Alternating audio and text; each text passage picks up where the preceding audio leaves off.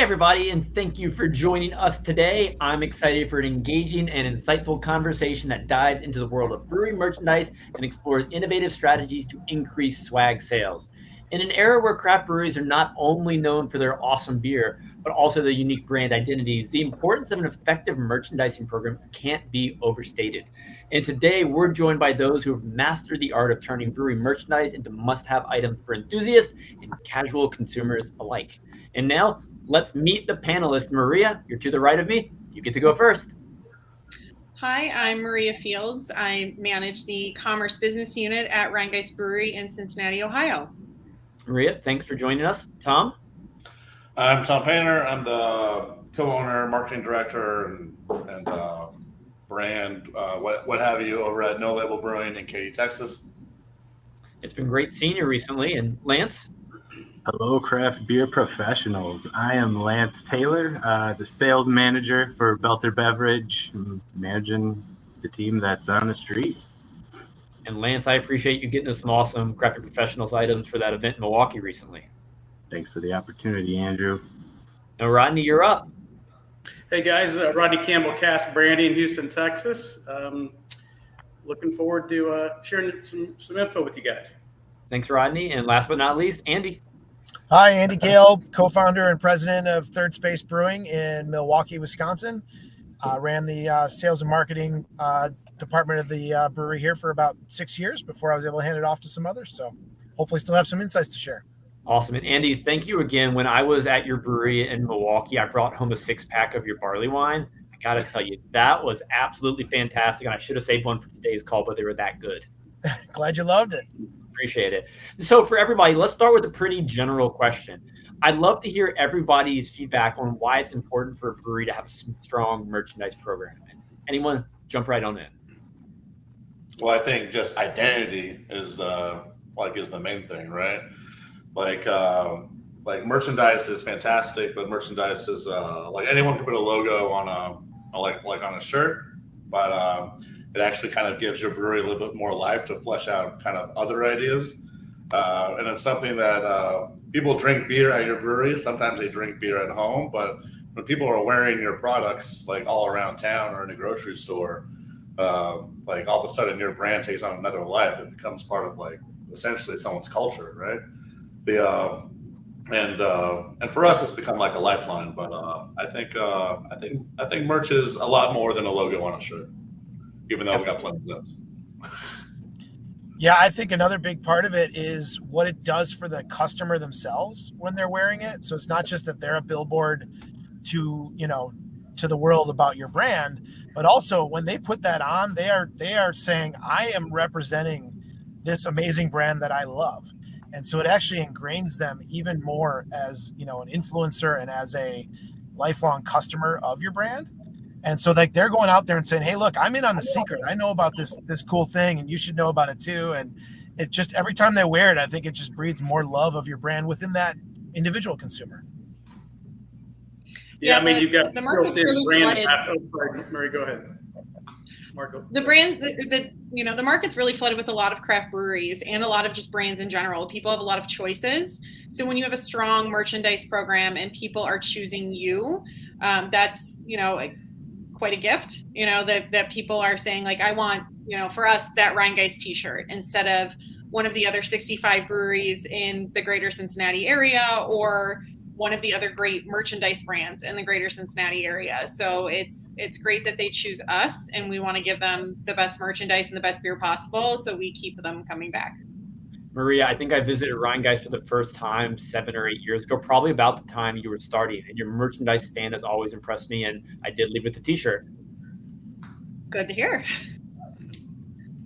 You may have bought it from me personally because that's where I started, was right there behind that counter. Figure that out. That would have been too funny. Rodney?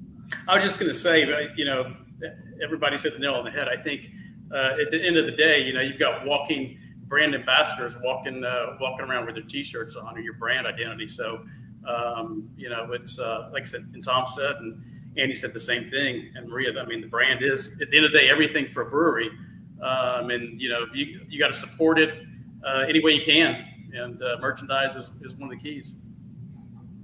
Yeah, I mean, being last here to answer, I think having the pleasure to bend to so many breweries, I've seen a lot of merchandising, and it is such a part of the story. I think nowadays breweries they're all making good beer, different types of beer, and they all have different identities. And I think really what makes them all unique beyond the beer is that you are is the story that everybody tells. I mean, that's what the consumers are hearing. That's what they're buying into as well. So it's the merchandise, kind of them accepting the story, living it, being a part of your brewery as well. And I think another thing that I've noticed being a part of the industry is just that it's almost like a lifestyle now. It's just being a part of the beverage industry and being a craft beer fan. And I think that this is the opportunity for consumers to be a part of it and live it and share your stories through the brewery's brand. So it's important that the merchandise that you choose is aligned with the identity that you have and the culture that you're creating. I think everybody here today agrees upon the importance of having that strong identity. We're not going to dive into that in this conversation, but Lance, I'd love to hear from you on this. The merchandise landscape's changed a bit over the last few years. What are some of the trends that you're currently observing? Yeah, I mean, so people are all about going more premium with what they're buying. It's the quality of the beverage that people are serving. They want to have the merchandise to kind of be parallel with that quality, and that's really important. Kind of trends that we're seeing is just kind of like subtle, especially with like apparel and other items, is having like your subtle branding on there. So things that people would wear if they just went to a store, but then kind of also adding the brewery information on there and seeing things going away from just right in your face, bright and white on a black t-shirt, a brewery logo, just because people have seen that. And now I think people have so many choices to go out to. A lot of people want to identify with something. And if it's your brewery, they want to have it be something fashionable that they want to roll with as well, or something that they're actually going to use. Beyond apparel, again, to go back to that lifestyle, it kind of depends on location and who has an identity a brewery is. Merchandise is such a part of that. But, if you're near a stadium, you might be doing stadium bags or flags. If it's more of an outdoor theme, you might see some fire pits or like a solo stove. And they go back to premium, you're seeing a lot of the Yetis, the hydro flasks, and the Mir branded stuff. But people don't seem to be as interested in the lower cost items. Granted, not everybody wants to walk into a brewery and walk out with a $20, $25 shirt necessarily. So sunglasses play a good part, and stickers, and so different price points do matter, absolutely. But definitely the premiumization of merchandise. Me personally, sunglasses aren't one I always love, but I'm amazed at how many people appreciate there's a simple little sunglasses with the logo on them. Absolutely, especially if they're not super costly. I know, Maria, you said you got kids. I got 3 of them, so it's like if I can get a pair of sunglasses for inexpensive price, I know those things are getting ripped off my face eventually, and probably broken. Is anybody else here doing sunglasses? Pieces of merchandise can double as stuff for your sales and stuff like that, right? Beer festivals, giveaways, stuff that doesn't sell in the tap room, like those small $5 items or $2. You can just double them as like giveaways for your sales team or something like that. What are some of the wins you're seeing, Tom, with regard to those items? Oh well, I mean, like for those little bitty items, like our sales team is always like, so we have like a treasure trove of merch over here, but like for those giveaway items, like we have those in sale at the tap room. We buy those in bulk to get those numbers down as low as we possibly can. But when it comes to a beer festival or XYZ, it's stickers and sunglasses and whatever you can get under $2-3 that you can shipped out to to the masses. And everything's usually color coded to match whatever sports team is winning right now in our city, which typically is the Astros. So there's a lot of orange and blue coming out on our merchant. Easy wins. Yep. For everyone else, what are some of the trends you're seeing in your tap room with regard to merchandise and just the items that are moving and ones that you see the most success with?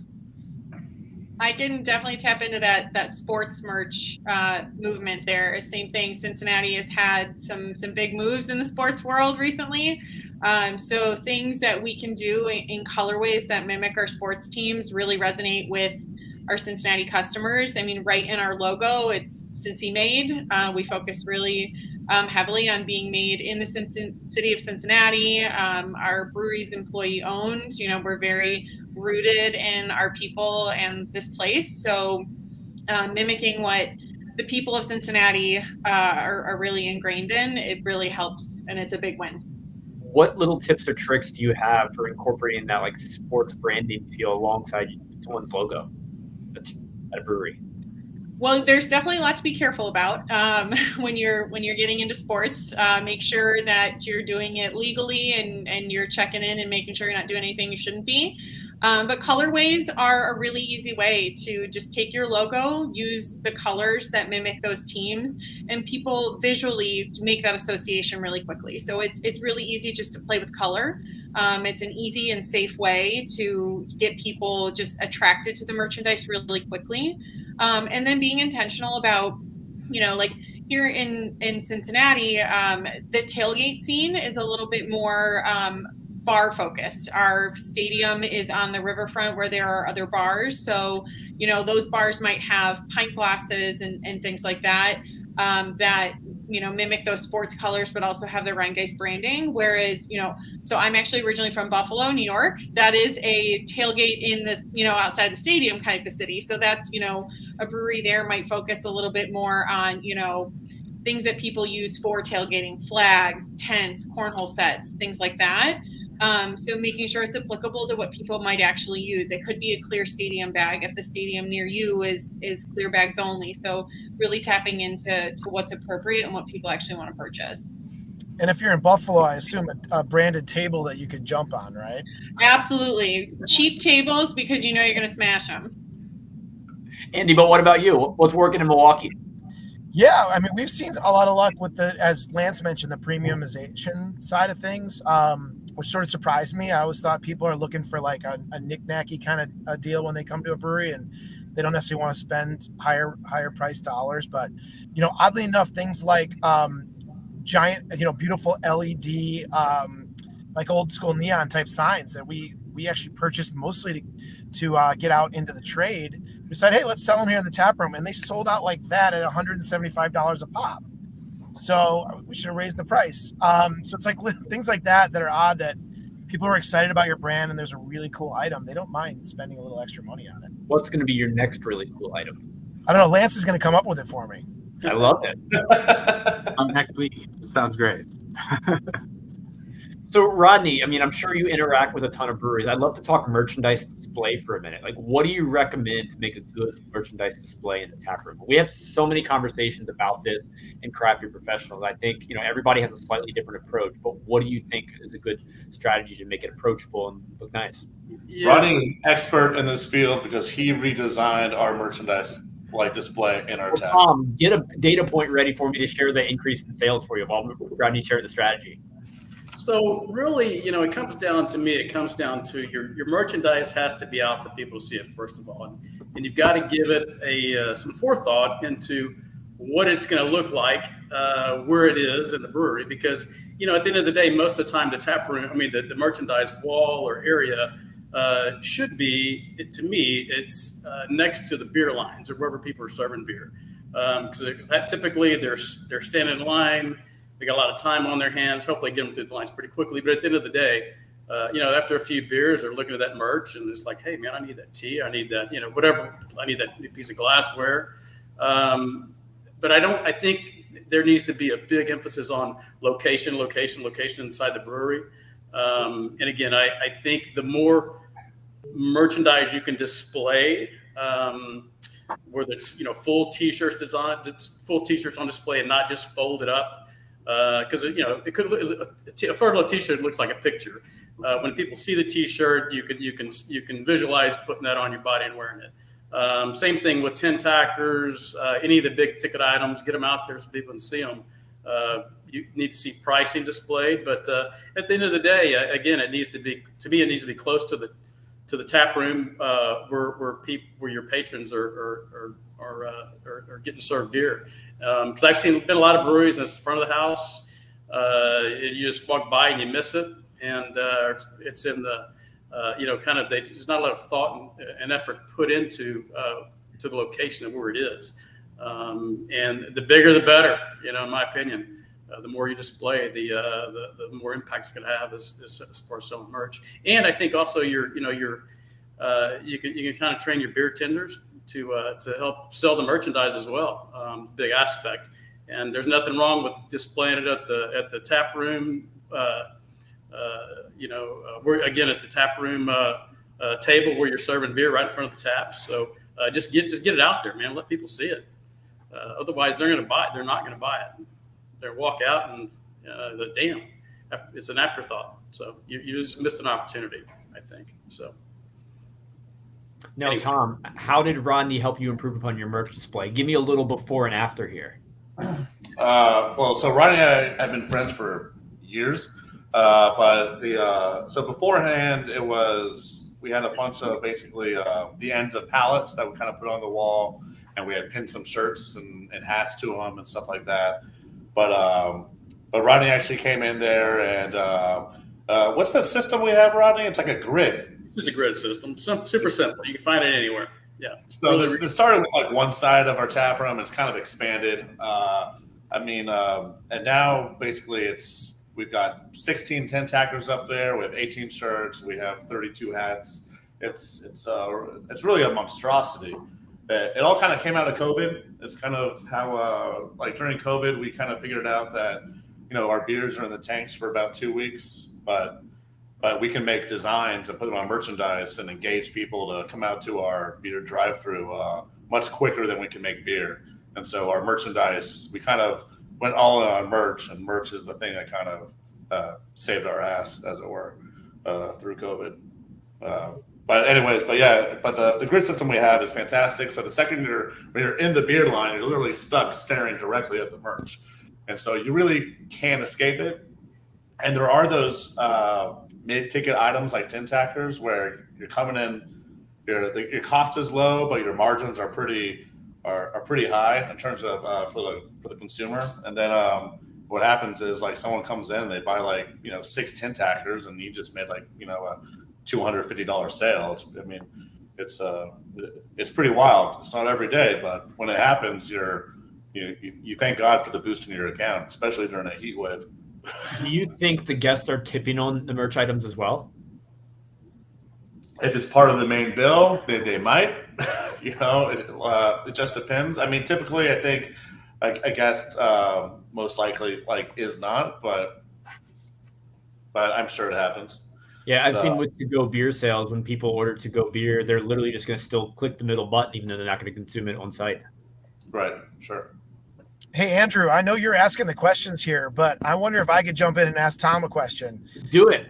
I'm curious, how much is too much? And I'm amazed when you said you have 32 hats on the wall. That's awesome. How did you get to the level that seems really high to me, but is it all selling? So also I'm banking on the fact that I'll be here next year, right? And so I also have a lot of places to store all this stuff. So we'll put 2 or 3 hats out there on display. So Rodney knows this. I'll go to Rodney and it's I need 12 hats of all these things. And then it's a good way to basically kind of test the waters on something, because all of a sudden if 12 hats just burn up like that, and then I got 6 more over here, I was like, okay, Rodney, I need an actual real order of all these other hats. It all sells. I always say eventually. Yeah, and I'll say to this, to speak of the hats, a lot of those hats are just logo hats, and so there's one hat style may have 6 different colorways, right? So sure. That's part of the 32. But then sometimes we'll do an order of 100 patches with 10 different designs, and then it's placing those on things and playing to everyone's individual, because we have different designs for different beers that they have their own audience, and I want to play that out, because I just don't need the beer brand to grow. I need the individual beer brands to grow. So. Yeah. No, Lance, I'd love to hear some of your suggestions for good merch display. Yeah, definitely high traffic areas. I've seen breweries. It's all about the space that you have. I've been in some where they're massive and you can make a whole fruit store out of it essentially. And then there's some spaces where you walk in and it's just in the corner. I mean, one thing I think that Rodney brought up is you always want to make it visible. So if you can have it in a spot where no matter where somebody's sitting, you can see it, that's the idea. You have a couple beers, somebody catches a shirt they like or something, they keep on eyeballing it, keep on looking at it, have a couple more beers, and it's like, hey, maybe I'll take that one home. Something like that. I think that's kind of the idea. One thing that Third Space does great is they do, like, to go back to that LED, like that thing pops. And I mean, no matter where you are in the tap room area, you can kind of see that there, and then that's kind of right above and in the mix of all the product that they offer. So, you know, if you do offer an LED, or if you can get something to kind of showcase what's in the merch area, I mean, that's going to keep people looking that way. I think one other thing too is just the beer to go sales. You know, if you have your merchandiser refrigerator, if you can put it by there, people are kind of thinking, what should I take home with me anyway? That definitely doesn't hurt to match those two together. And I mean, absolutely. Also, if you can have your servers and your team wearing the stuff that people can buy, they're looking at it more and more, and you've got models just showcasing it. That absolutely doesn't hurt either. I know from a personal perspective, like when I go to a brewery and it's my first time there, say I'm visiting from out of town, and Lance, you're wearing another brewery shirt, I'm probably going to ask you how that brewery is. And you're wearing this shirt. So you're going to tell me, oh, it's delicious. That's why I bought the shirt. And I might go have my second beer there versus having another at your brewery and walking home with some merch. Yeah, I mean, absolutely. I mean, that goes so far with carrying your identity beyond the tap room and the brewery and who the people are that are wearing them too. So, I mean, as you select what kind of apparel you're putting out there, people know their audience. You got to pick the one for the dads and the moms as well as the younger drinkers, just to try and get that reach out there. One thing I'll Here add at on Rhinegeist, we do a similar focus. We make sure all of our employees have a good access to our merchandise. You know, they have, you know, so many, you know, kind of like an allowance of merchandise every year. So that way they're constantly wearing our stuff. And we focus heavily on education, not just for our beer products, but also for our merchandise products. Do these shirts run small or run big? What's the fabric blend? Because those are things that are important to customers. So our staff's wearing it. We also do keep our to-go beer right at the merchandise counter. That's definitely strategic. When people come to get their to-go beer, they're getting that pint glass, that t-shirt as well on the way out. In the past few years since COVID, we've also, our e-commerce platform allows for in-store pickup. So by putting table tents with QR codes on the tables in our brewery, if people aren't really prepared to come up, since our setup is it's a counter. People aren't shopping on racks. They're coming up to a person, and not everybody loves to have that interaction. They're a little bit more of a quieter, private person. They can scan that QR code, shop for what they want, just hit pick up and walk up to the counter, grab their stuff and go, which is totally fine. We're still getting that sale, but people can choose to shop in a way that makes them comfortable. So they're enjoying their evening and they're staying longer to drink because they're shopping the way that they want to. Maria, what do you like about having that interaction component, though, of the merchandise encounter? So I prefer that interaction. Like I said, we focus heavily on education at Rhinegeist, and that's about the beer, the brand, the merchandise. So pouring that time and effort into our employees so they know everything, not just about the liquid, but they know about the brewery and its history. We're in a historic building, so people know about the building.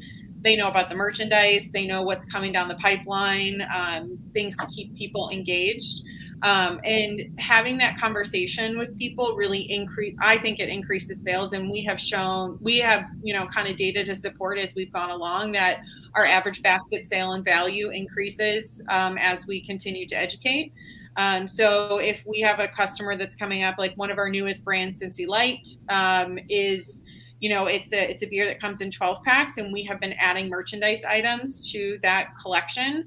But people might not necessarily catch everything. So if someone comes up and they're this huge Cincy Light fan, say, hey, well, we actually have a couple of stickers, pint glasses, and t-shirts. You know, what else are you looking for to bring to your next tailgate or to bring to your buddy's house? They're like, oh, well, I'll get 4 pint glasses to go with my 12 packs. So we have something to drink it in. Or I want a t-shirt to go to the next football game. So by being able to tell customers about what all is available to them based on their interests increases those sales. Awesome. Thanks, Maria. Andy, was there something you wanted to add? Well, I was just going to add on the display aspect. We've really had a lot of success with creating sort of a shop where you can actually go up and kind of touch and feel everything.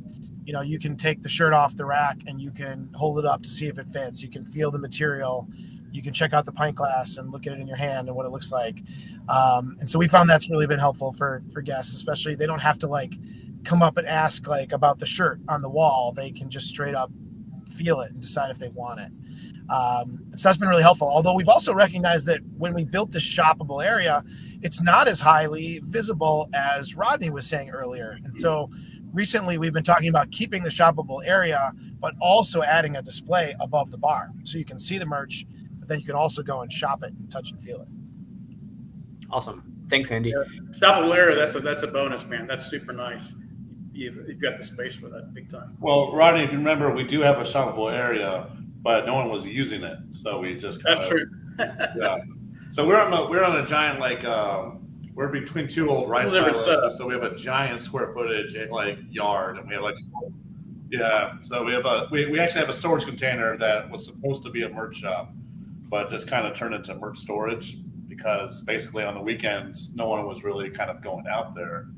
And then we were having someone man it, and it was a whole thing. So we just kept the merch near the beer, where it wants to be.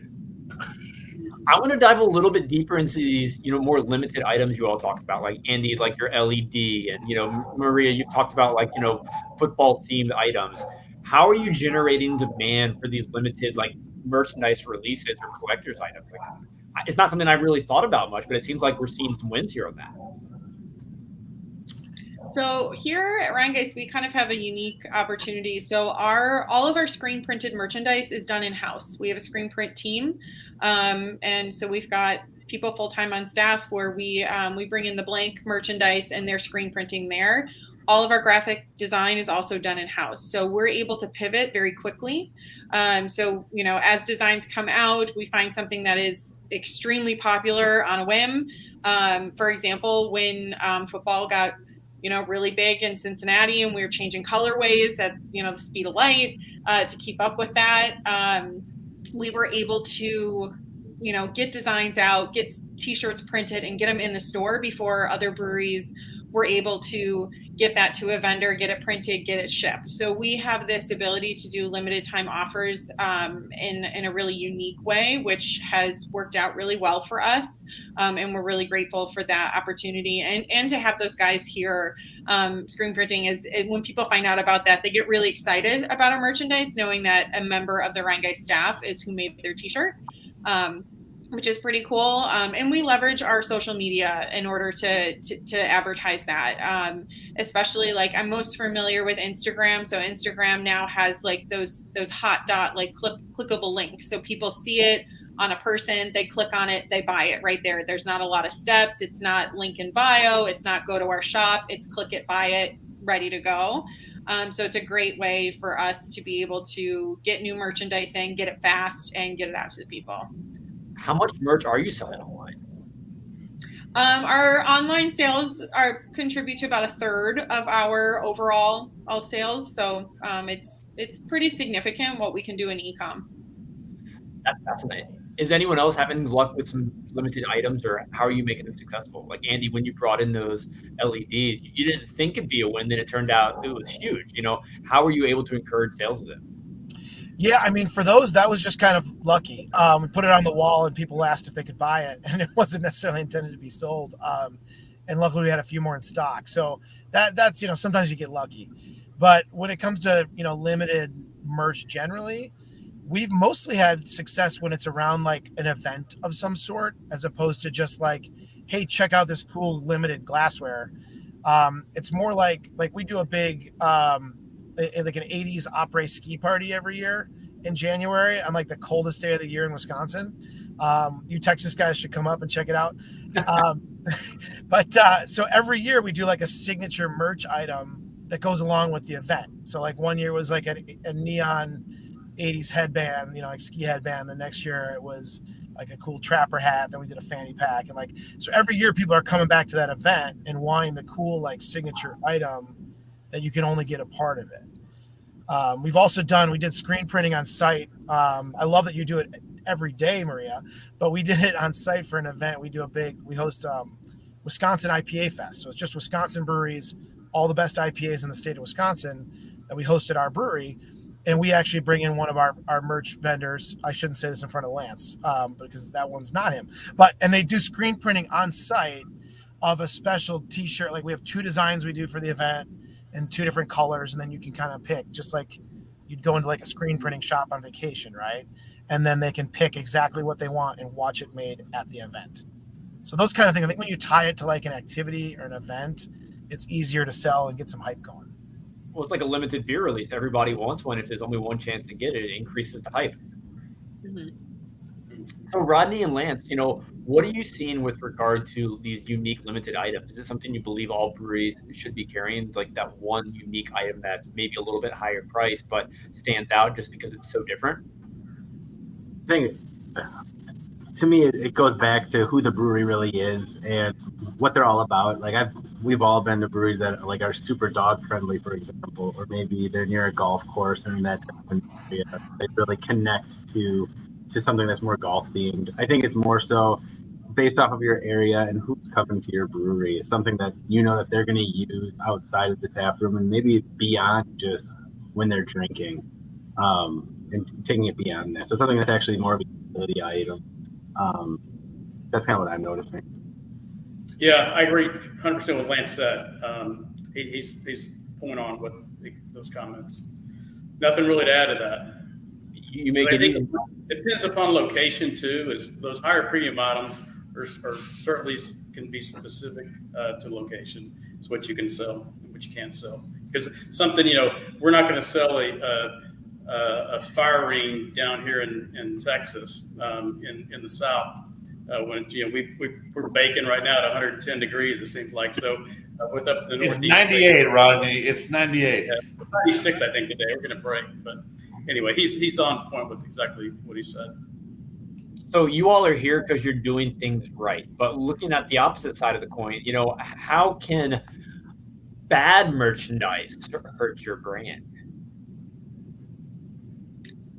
I think, if you don't think enough about quality, you're not going to be in a good place. So when people are making that choice to buy your brewery's merchandise, to be your brand ambassador, and you disappoint, it's really harmful.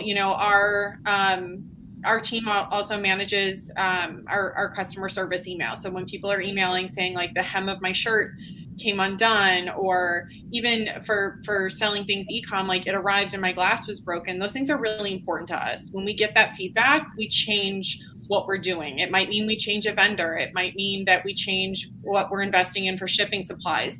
Every single email makes a really big impact on us because we don't want to disappoint, and we don't want to lose liquid sales because our merchandise disappointed, because that was a big purchase for that customer. You have, your $10 to $12 6-pack, and then they upgraded and decided to buy that $25 t-shirt. That was an investment for them. And we need to respect that investment and invest in good quality merchandise. Good tips there. Rodney and Lance, you probably interact with breweries who are doing a great job with merch and breweries that may not be doing so great in merch. What can we learn from those who are doing great, and what are some of the mistakes you see that those aren't doing great? What are they making?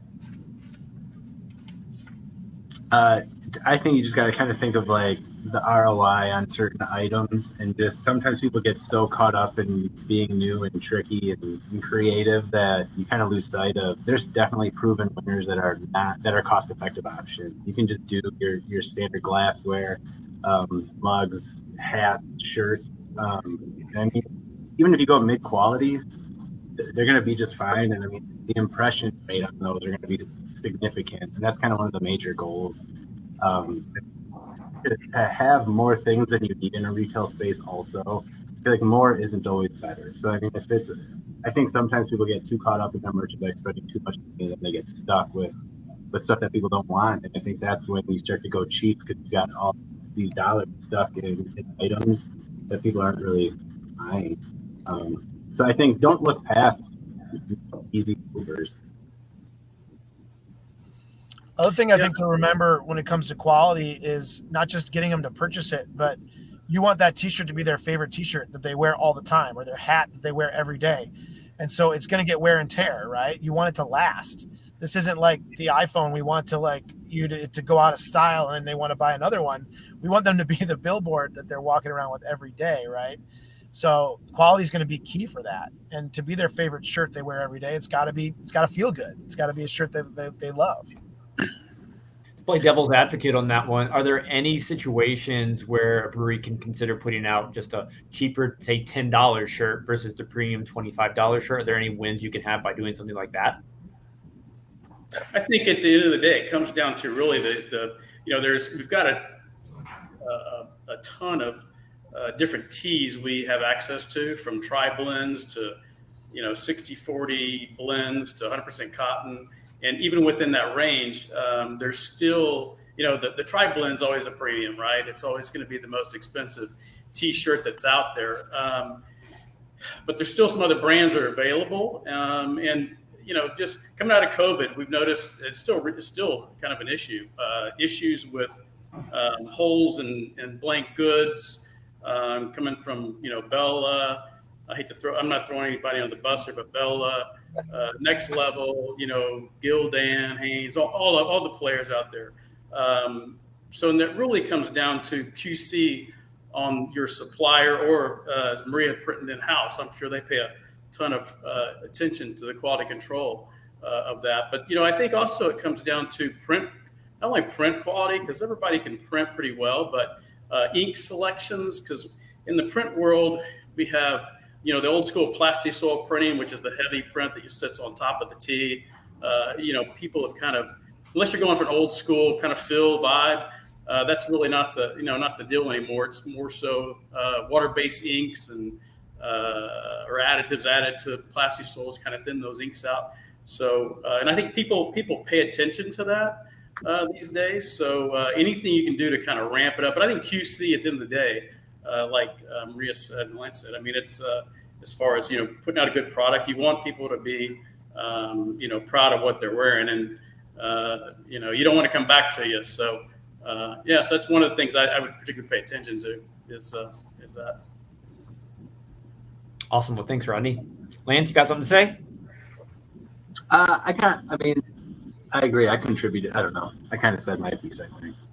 Awesome. Well, I want to dive deeper into another aspect. We've talked a lot about how high quality items are definitely desirable these days, but what are some of the key factors in designing this merchandise that you see resonate with customers? Let's focus a little bit more on the design side. You definitely have to pay attention to what part of your brand your customers are buying into. So something we found at Rhinegeist is people love our original logo. We have a fantastic design team, and they have manipulated our logo in 1,000 different ways, and all of them have been super cool. Cans have all looked different. Beer branding has all looked different. But when it comes down to it, if we break everything we've sold down by brand, merchandise-wise, not including the beer at all, that core logo for us is what sells. That's what people want. We're a tourist destination in Cincinnati, so that's what people want to do. We do have a lot of success with what we call our customer segment that is like the super fan. People have been with us for 10 years. They have enough of the core Rhinegeist t-shirt. So in smaller quantities, we will sell t-shirts or pint glasses that are specific to a new brand, something exciting, something people are commenting about on social media that we know is going to drive some sales.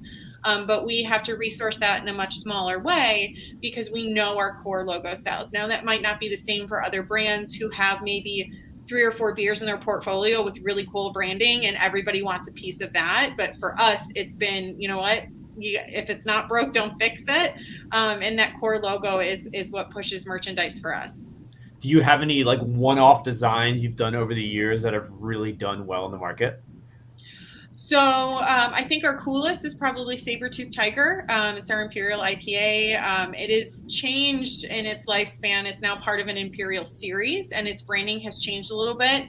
But that original very cool logo that did not feature what we call our skull drop, our core logo, was it was out of the norm for us because it didn't have that skull drop facing forward. It was this very prehistoric, skeleton looking thing, and everybody really, really loved it. It is now since changed a little bit, but it was like very, very popular. People loved that logo. It was on t-shirts, glasses, sweatshirts. It was definitely outside of the norm for us to have a single beer and a single design really amp up some sales. I hear your excitement on that one. Would you ever consider bringing it back for one more limited edition run? Don't think it hasn't crossed my mind. Maybe we might have to do some throwback Sabretooth work, but I have to give a lot of props to our design team for the updated logo that's on those cans now, because it is some really cool and exciting work. Love it. Now, Tom, you focus a lot on the design side. What do you see selling best, and what do your customers want the most? I mean, it all really depends. Sometimes we play, you work smarter, not harder. So we'll do like people love Whataburger, and so we'll do a whole no label rendition that's very Whataburger-esque to avoid any legal trouble. But other times, like we play to our brand. Like we have this beer called Murky Myers. It's a hazy double. But the design on the can, it's a can that's dressed up like Murky Myers, like Michael Myers. And so we actually have, like, Rodney made some pocket tees for us where Murky just kind of coming out last year. And the tees like glow in the dark. And then we had a full logo one. And then we made Murky Myers yard signs that people could actually put like in their yard. And we had like a photo contest and people bought the merch. And then we're just posting them like in their actual houses. Like, so all throughout Katy, like my neighbors had some. And like, I'm just driving around seeing all this no label signage everywhere. And it's like, oh, that's a customer. That's a customer. That's a customer. Everyone's playing around. And it was like no label beers everywhere. And I think that's where merch and brand it mixes that thing of where it can be fun, but also can be incredibly effective in terms of, I mean, you're putting no label out there. I mean, it's working while you're sleeping. So, Tom, two things actually. Why did it take 42 minutes for you to mention those awesome lawn signs? And how did you come up with that idea? Who did? Give him credit. So it was around like last year. It was just like I was real tired of politics and like stuff like that.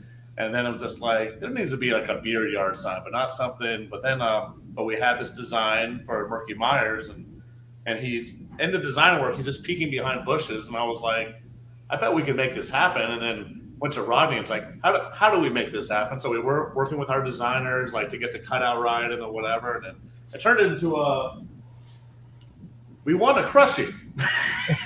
So it was Murky Myers was an incredibly great launch. And it was a lot of fun. And then just to see to go around the neighborhood and like, see Michael Myers and Murky just running around. Like beer is good. Anything you do inventive with beer merch is fantastic. Rodney we just did shower beer holders. And those were a huge hit amongst our alcoholic base.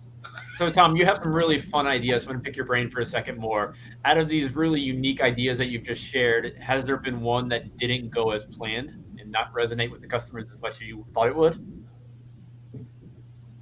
I only remember the good ideas. I will say that Rodney once convinced me to get what is it? Sombreros? What were those things? What was the straw? You read lifeguard hats. Lifeguard hats. Everybody had them. Lance, you sold the crap out of them, didn't you?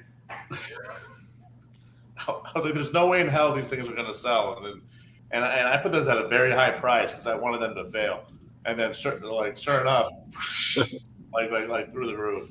So no label signs in the lawns, hats at the beach. Yeah, and we can't make enough. People ask us about them all the time, and they're just ungodly, very obnoxious, straw hats, and there's very little no label on it. There's just like a little logo and giant hat.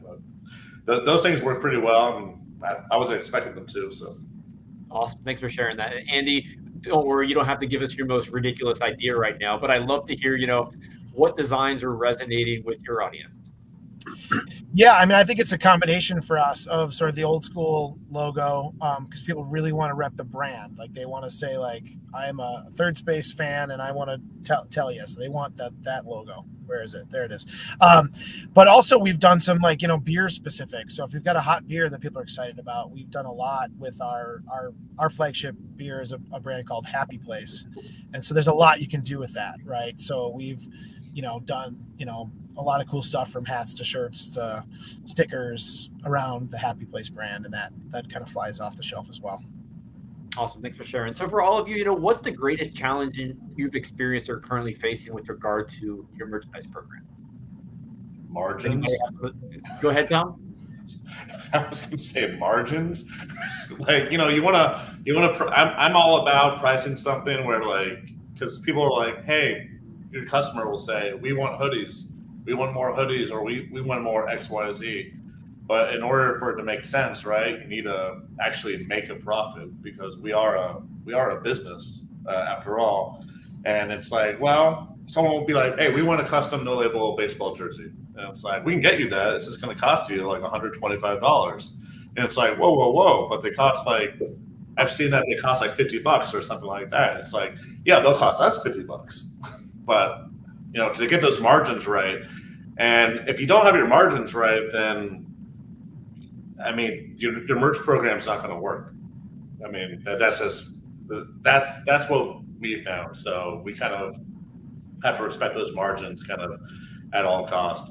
Also, occasionally merchandise will sometimes slip away. You'll be like, hey, I had X amount of shirts. And next thing you know, you're like, where did these shirts go? And I'm looking at my tap room and they're like, oh, no, everything's fine.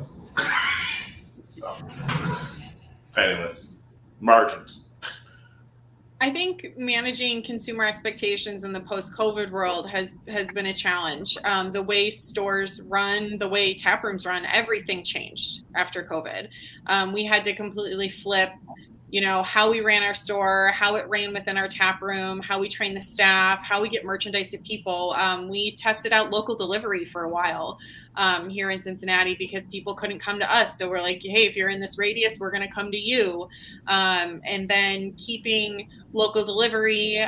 But, we're an urban brewery. We don't have this giant parking lot or a way people can drive up and get their bags. So trying to figure out, okay, we're helping people pick up locally, but how do we get it down to them? Is it convenient for them? Can they park? And so many businesses made so many adaptations to meet the expectation of consumers, but not everybody can do the same thing. But if one brewery is doing one thing and you're not doing it, well, they might go there instead of coming to you. And it's you got to go out there and figure out what everyone's doing and figure out your best version. And that is a huge challenge to figure out what you can afford to do, but what can you afford to lose if you don't do it? A lot of great. Yeah, and I'd like to add too, I think I see a lot of breweries holding on to too much merchandise too long, especially t-shirts. So my philosophy is if it's, you get that initial rush of sales, and then after that initial rush, give it a couple of months, but move it, discount it, and move it out so you can afford to print more new merch, because it's not doing you any good if it's just sitting there on the shelf. We see a lot of beer collaborations in our space. Are any of you doing unique merch collaborations? Maria, you mentioned the sports teams up their way. Are there official collaborations you're doing? We're not officially collaborating with any sports teams, but we have collaborated quite a bit, and I'm really proud of that part of my job. Most recently, Rookwood Pottery is a really, really renowned pottery manufacturer that's based here in Cincinnati. They created our 10th anniversary stein for us. It was a really incredible piece. It took 18 months from idea to actually producing the piece. It was a long invested amount of time. It resonated really well with Cincinnati customers and pottery collectors from across the United States. And we were able to create a piece that was collaborated on by both. And that was a really amazing piece of pottery, and we're really proud of it. So that's been our biggest and most recent collaborations. But we've also done, we did a series of collaborations post-COVID with small businesses. We had small businesses that had, maybe something in common with a beer we were releasing or some sort of event going on. And we would actually have them come pop up in the tap room. We create a piece of merchandise together, and then we both represent our businesses and brands on the same day. So we've done smaller scale things and some larger scale ones. And those things, like, even though they take a lot more time and investment, whether that's financial or just resource time, they sell out and they bring a lot of customers into the tap room, which also increases beer sales and it keeps people there. So it has a lot of payoff. And like any good partnership, you're getting your logo in their audience who you might not always reach as well. Yes, absolutely. And we're able to, like I said, post-COVID, bring in those small businesses. Our focus there was allowing them to resource our audience, because when you take a very small business that maybe has 1,000 followers on social media, and then you have our business that has over 100,000, and we're posting about them, that allows a lot of our audience to see them as well. And we were really proud of what we're able to do for the small business community in Cincinnati. Anyone else do unique collaborations, either maybe for an event with a local partner? Anything else you're proud of? We did a collaboration. We do a coffee barrel-aged beer every year with a local coffee roaster. So we use their coffee in the beer.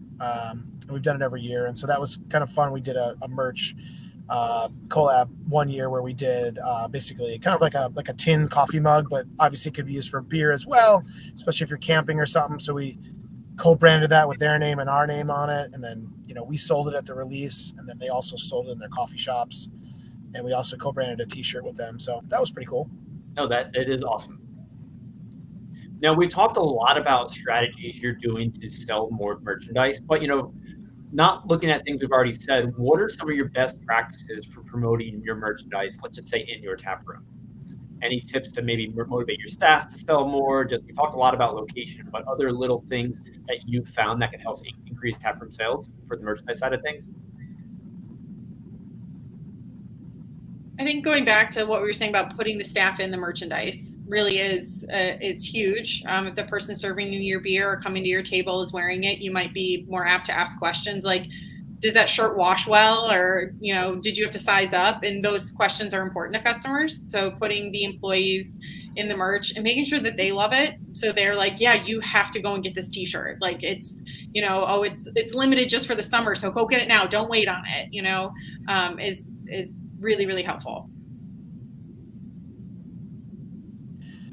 I've seen a few breweries do different things too, where like even just the price tag is a sticker as well, so they get a little something extra there to intrigue them. But I think something that's real common is if you buy something today, you'll get a discount off a beverage or a free beverage just to entice them. Mug clubs kind of fall under that as well, where if they join the club, then they get discounts on the different merchandise options. And then you definitely have like a super fan in your corner then without public, pushing it. No, I like how this conversation is kind of talked about the general consumer who's going to buy merchandise, but also those super fans. So I think it's really important to understand what they're looking for and how you can best serve them. Yeah, and then the other piece is, featuring your merch in your social media, not as a promotion, but just like you're promoting a beer, but making sure the person that's, introducing it is wearing the cool new merch item. So you're selling it without selling it. No, I love all that. So, so many breweries are looking to up their merchandise game. So as we get to the final thought, I'd love to hear from each of you what that one piece of advice, what that one action item would be for breweries to enhance their merchandise game. And Maria, because you started us first, you get to close us out first as well. I could have gone backwards, but we'll stick with you. No worries. Well, like I said, I manage our commercial business unit, so I am looking at those numbers every single day. And what I've really learned over time is you really have to manage your expectations and what you can expect out of your program. Is your merchandise program mostly a marketing arm? You're not looking to make a ton of money, but you really just want to get the brand out there, then build your program based off what you can afford and what you want to do. What is your end result? What do you want? What is your why? Or are you looking at your merchandise program as a huge source of revenue? If you want your margins to be a certain amount, figure out the level, like the highest level of quality you can afford and make the margins that you want to make, and then check in on those expectations regularly and make sure that you don't need to pivot or change strategies in order to, if your why or your reason is to make money, then make sure that you're doing that and don't lose sight of your end goal. Oh, I love all that. Tom? To be able to pivot and kind of work on a dime, like we were talking before, how like sometimes like good events, right? Like merch around good, like spur of the moment events can actually, spur sales. So we recently did a Maui Brewing kind of no label charity event. We didn't really make money like off of this merch, but it was good for basically spreading our audience, really engaging with people. Even though people came out to buy charity merch, they ended up staying and drinking a lot of beer, which coming out of a 3-month 100-degree summer gave us like the best 2 weeks like in the past quarter. So being able to move quick like on something when you see an opportunity, and being in craft beer, like we're very much involved in a community, and we have a huge fan base that listens to us and will come out. We just gotta give them an opportunity to. So, pivot. Thanks, Tom. And Rodney, your turn. What do you see from your perspective that you'd recommend to others? Mine is pretty simple because I think I see a lot. I think I see too many breweries, especially the smaller to medium-sized breweries. They lump merch sales into total beer sales, and that's great, but you have no way to track those numbers. So if at all possible, it's a necessity in my opinion. Keep those merch sales separate from your beer sales. Completely agree. Yeah, so that's my biggest words of wisdom that I can give you. Thanks, Rodney. Andy? I'd say don't be afraid to take some risks. It's a lot of us in craft beer have done well because we come up with creative ideas for events or unique styles of beer and things like that. So we should apply that to our merchandise too. So if you got a fun, crazy idea, give it a shot. If it doesn't sell, do what Rodney said, discount it down and move it out and try something new. Andy, I'm going to put you on the spot because you said crazy ideas. What's that one you really want to try? Ooh. I've always wanted to do like a furry full bodysuit, like adult pajamas. There's still time.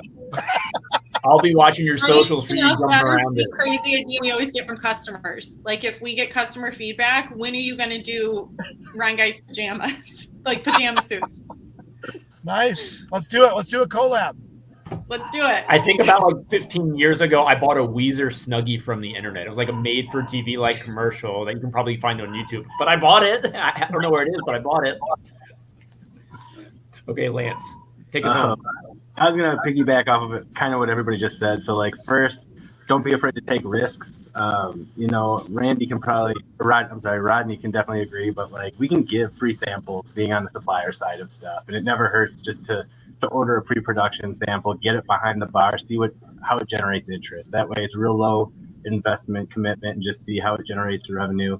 But the other one is really collaboration, kind of going back to that. So, collaborating with each other on cool ideas. I mean, after COVID, Boelter got pretty creative with collaborating kind of, without breweries even knowing, but we have many, many programs to keep costs down. We're pretty much breweries all over the country go in and order the same type of product. And we're able to kind of blend all those costs together, keep costs down for everybody, and then everybody kind of wins.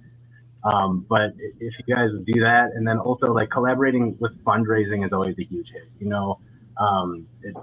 We do tons of collaborating for fundraising. There's been a lot of like the Hawaiian fires lately. Breweries are trying to reach out and help, like No Label did.